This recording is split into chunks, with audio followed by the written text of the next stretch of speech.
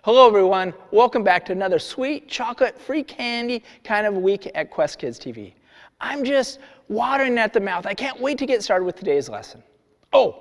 Okay, well I'm a little excited that Halloween is just around the corner. As you can see, we got our decorations up. There's so many different kind of candies at this time of season. There's some fruity ones, chocolatey ones, crispy, crunchy ones, but they're all so delicious. Life would be pretty bland if all candy and all people were exactly the same. I'm so glad that God made us with individuality. Individuality is discovering who you are meant to be so you can make a difference. There's only one you, and you are created in God's image. With God's help, you can make the most of all those things that make you special and unique. You can use your unique way God made you to make a difference in people's lives. In today's lesson, we're going to focus in on an individual from the Bible that, many of you may have never heard about, Lydia. Now, Lydia shows up in the book, your Bible, in Acts, and the Apostle Paul was in Rome in the city of Philippi. Well, I don't want to spoil today's lesson, so grab a seat and check it out. The Bible, it's 66 books of history, stories, letters, and poetry that fit together to form God's one big story. The epic adventure of how He created us and loves us so much that He made a way to rescue us. As we travel through the Bible, from Genesis to Revelation, we discover people who met God and found their lives changed forever. Now, for an amazing story, inspired by the book of Acts, chapter 16. Verses 13 through 15. Lydia of Thyatira was a remarkable woman. Her city was known for its craftsmen, especially those who made and sold expensive purple dye. Take a look. I use only the finest snail shells. Though most successful people in business were men, Lydia learned the craft of purple dye. And when she traveled to the Roman city of Philippi, she set up a business selling rare, expensive purple cloth. Please note, we have lilac, plum, iris, lavender, and grape fabric laid out.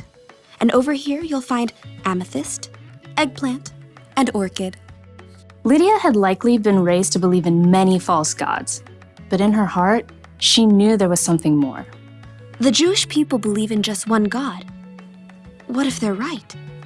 The city of Philippi had laws against bringing any unknown religion into the city. But Lydia would meet outside the city gates on the riverbank with a group of women who believed in the one true God. Love the Lord your God with all your heart and with all your soul.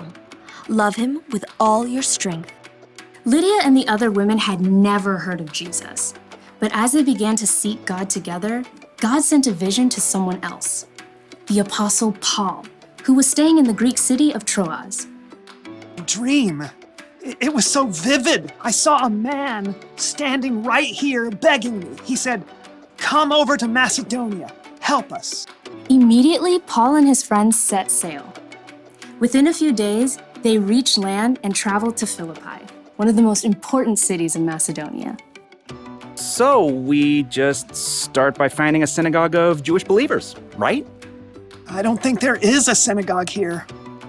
On the Sabbath, a day of worship, Paul and his friends went down to the river, hoping to find a place of prayer. Shall we gather at the river? Excuse me. Hi there. Do you wish to join us? We're praying to the one true God. Absolutely. There, by the river, Paul told the story of Jesus and how anyone who chose to follow Jesus could have a relationship with God that lasts forever. But this is amazing. This changes everything. The Lord opened Lydia's heart to believe every word of Paul's message. I wish to be baptized. At once. Not only was Lydia baptized, but she immediately shared the good news with her family and everyone who lived and worked in her home. And they too were baptized. Lydia gathered Paul and his friends. Do you consider me a believer in the Lord? If you do, come and stay at my house. We would be honored. As a successful businesswoman, Lydia's house was likely large and beautiful. We must meet here from now on. Lydia did not hesitate to give everything she had to the believers in the brand new church. And when Paul and Silas were later thrown in prison and then released, they immediately returned to Lydia's home to rest and prepare before they left the city. You must be brave. Of course we will. Don't forget to write. Later, Paul did write a letter to Lydia and others in the church of Philippi, and he remembered his time spent in Lydia's home and the church there with great joy.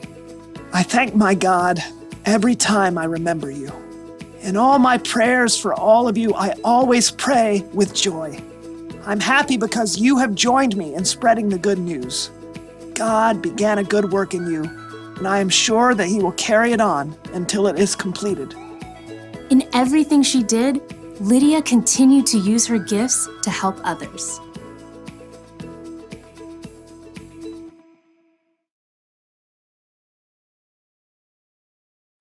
Wow, wasn't it amazing to hear what happened when Lydia met Paul? I love the way God opened Lydia's heart to believe in Jesus. And it was so cool how Lydia was quick to offer her home to Paul and his friends. It makes sense that Lydia would want to put others first like that, because that's how Jesus lived every single day. When Jesus was on earth, he constantly was teaching people, healing people, loving people. He was always helping others. And remember, that's something each of us can do. Use your gifts to help others. If I needed help, I know I'd want my friends and the people around me being willing to use their gifts to give me a hand. We all need each other. So I want to use my gifts to help the people around me. That's a great way I can treat others the way I want to be treated. If you feel like you don't know what your gifts are, don't worry. Just think of something you're good at or something you like to do. God created us as individuals and gave each of us different ways to help the people around us. Speaking of how God created each of us, let's recap this week's memory verse. Psalms 139:14. How you made me is amazing and wonderful. I praise you for that. What you have done is wonderful. I know that very well. Thanks for taking time to hang out with us, and we will check you out next week.